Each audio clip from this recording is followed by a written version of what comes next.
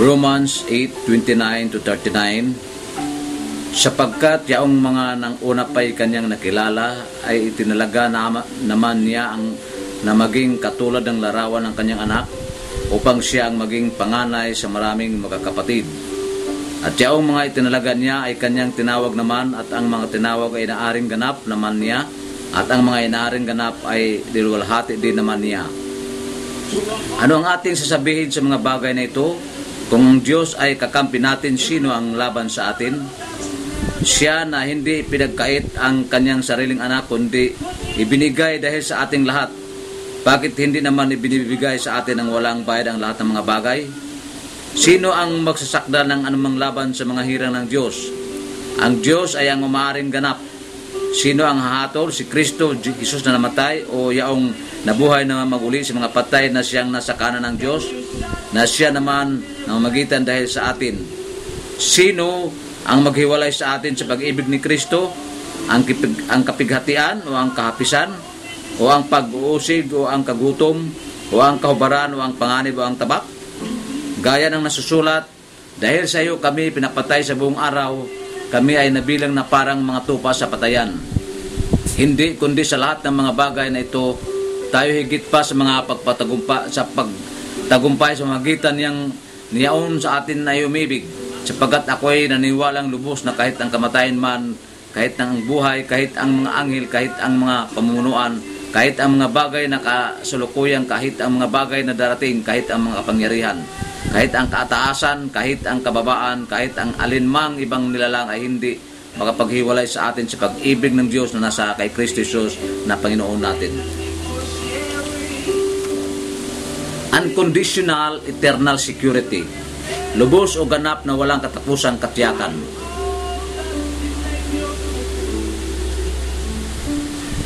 Ang kahulugan ng eternal security nang ikaw ay may ligtas kahabang panahon. Ito ay nagsasalaysay ng isang pag-asa o kasiguruhan ng isang panampalataya kay Jesucristo na may kaugnayan kay Kristo sa pamamagitan ng pananampalataya na magbubunga ng walang katapusang kaligtasan.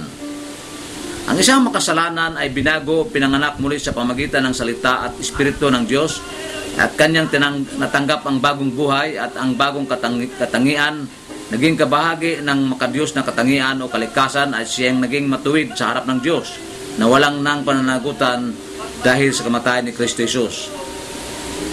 Maraming mga scriptural reasons na bakit ikaw ako ay maniniwala sa tinatawag na eternal security o walang katapusang katiyakan. 1. Believers are positionally in heaven right now. Ephesians 2:6, John 3:3-7. Believers are members of the body of Christ. Ephesians 5:30, 1 Corinthians 12:18 and 27. Believers are complete in Him. Colossians 2:10. Believers are accepted in the beloved. Ephesians 1:6. Believers are saved by grace, not by works. Ephesians 2:8-9, Romans 4:4, Romans 11:6. Believers are confirmed blameless unto the end. 1 Corinthians 1:8. Believers will appear at the judgment seat of Christ for their works to be judged, not their salvation. 1 Corinthians 3:11-15. Lahat na tunay na Kristiyano ay siguradong may kalalagyan. Ito ang buhay na walang hanggan. Tiyak ito pagkat si Jesucristo ang nangako at gumawa ng katiyakan, hindi tayo. Pagkatiyakan ng kaligtasan, ang ating lamang gagawin ay magkaroon ng ganap na panampalataya sa Kanya. Huwag ilagay sa iyong mga kamay ang katiyakan dahil sa masasayang lamang ito.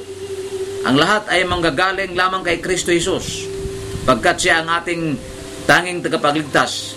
Siya lamang at wala ng iba. Maniniwala ka, ikaw at ako ay masiguradong katiyakan, ganap na katiyakan sa kaligtasan. Hindi na ito mawala habang buhay. Walang sinuman makakaagaw sa katiyakang ito.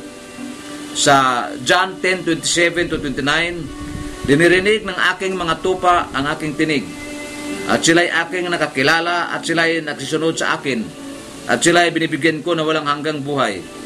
at kailanman hindi sila malilipol at hindi sila aga-agawin ng sino man sa aking kamay. Ang aking Ama na sa kanila ay nagbigay sa akin ay lalong dakila kaysa lahat, at hindi sila maagaw ninuman sa kamay ng Ama. May karagdagan pang mga scriptural references na nagpapatunay na ang kaligtasan ay talagang siguradong may katiyakan at hindi ito mawawala. Ang mga manampalataya ay tinatakan hanggang sa kaarawan ng pagkatubos.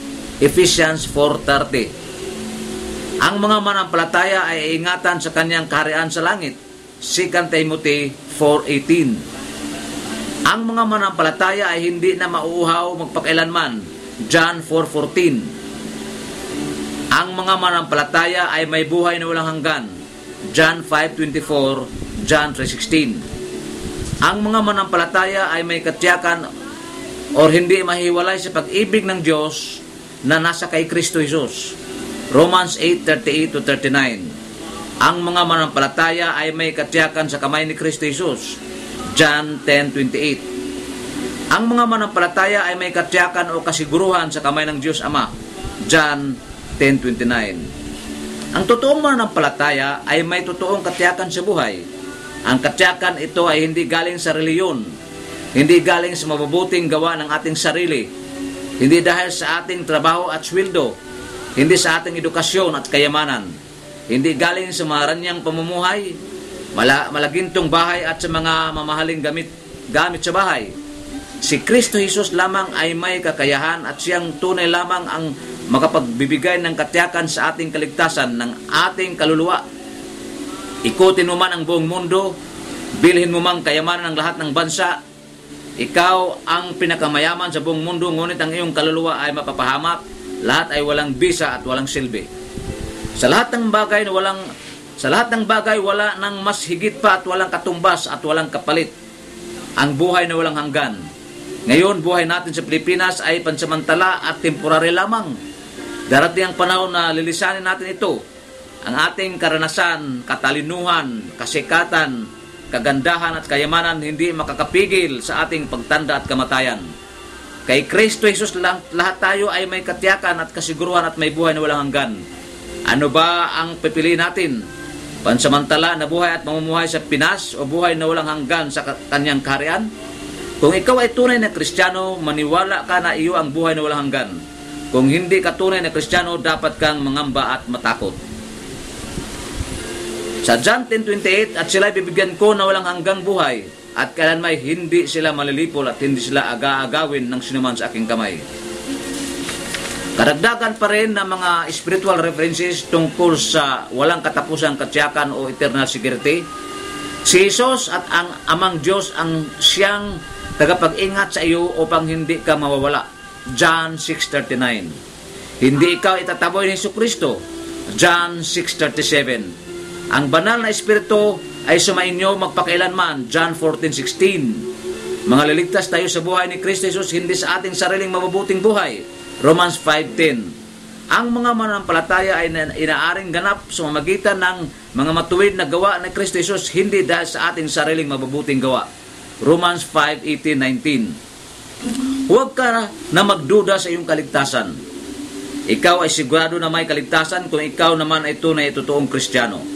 Ang iyong kaligtasan na hindi mawawala magpakailan pa man. Dapat mamumuhay ka na kalugod-lugod sa Diyos. Palagi mong naisin at gagawin ang mabuting gawa o matuwid na pamumuhay pagkat ikaw ay ligtas na, hindi upang maligtas. Magsamba ka dahil ligtas ka na. Mamumuhay ka ng matino at maging mabuting tao dahil sa anak ka na ng Diyos. Paglingkuran mo siya habang may buhay pa dito sa lupa dahil ikaw ay ligtas na. Hindi mo na kailangan hanapin pa ang kaligtasan.